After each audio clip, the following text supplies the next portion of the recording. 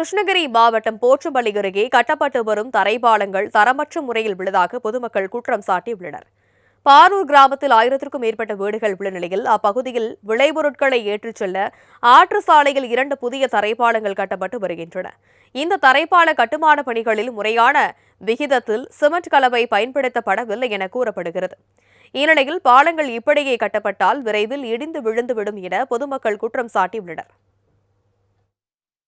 ஆனால் கட்டியிருக்காங்க டஸ்ட்டை போட்டு கட்டியிருக்காங்க, எல்லாம் மாமாவாக தூளாக வருது.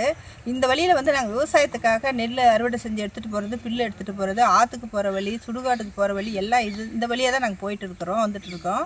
இந்த மாதிரி இருந்தாக்க இது ரொம்ப நாள் எங்களுக்கு உபயோகத்துக்கு வராதுன்றது ஒரு எண்ணமாக இருக்குது. தேங்காயெல்லாம் எடுத்துகிட்டு கனரக வண்டியெல்லாம் போகுது வருது. அதனால் இந்த பாலத்தை இடிச்சிட்டு எங்களுக்கு வேறு இதை நீங்கள் அமைச்சு கொடுக்கணும், இல்லைன்னா நாங்கள் போராட்டம் நடத்துவோம். மாவட்ட ஆட்சியாளர் இந்த கவனத்தில் எடுத்துக்கிட்டு இந்த பாலத்தை அகட்டிட்டு எங்களுக்கு தரமான ஒரு பாலகத்தை நல்லா அமைச்சு கொடுக்க சொல்லி எங்களுக்கு கோரிக்கை நாங்கள் வைக்கிறோம். இது தொடர்பாக சம்பந்தப்பட்ட துறை அதிகாரிகள் நேரில் வந்து ஆய்வு செய்து தரமற்ற முறையில் கட்டப்பட்டுள்ள இந்த பாலத்தை முழுமையாக இடித்துவிட்டு புதிய பாலத்தை கட்டித்தர வேண்டும் என பொதுமக்கள் கோரிக்கை விடுத்துள்ளனர்.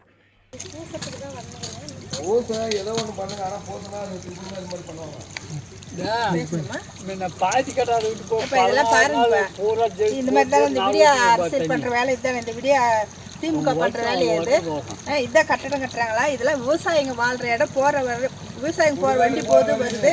இந்த மாதிரி கட்டினா அது எப்படிப்பா இதெல்லாம் தாங்கிறது? இந்த மாதிரி கட்டினால்தான் இப்போ திருவள்ளூர் மாவட்டத்தில் ஸ்கூல் விழுந்து ஒரு பையனே செத்தான். சரியான கட்டடம் கட்டியிருந்தாங்கனாக்கா இந்த மாதிரி இதெல்லாம் நடக்குமா? திருப்பி இதில் கண்டிப்பாக அந்த மாதிரி ஒரு ஆக்சிடென்ட் நடக்கும். இந்த கட்டடம் இப்படி இருந்தாக்கா அந்த மாதிரி ஒரு ஆக்சிடென்ட் நடக்கும். இப்படி கூட எங்கேயாவது பட்டது பார்த்தோமா? இது பாருங்க, அந்த விடிய அரசியல் பண்ணுற வேலை இதுதானே. கிருஷ்ணகிரி மாவட்டம் உள்ள போச்சம்பள்ளி வட்டத்தை சேர்ந்த பாரூர் பஞ்சாயத்து.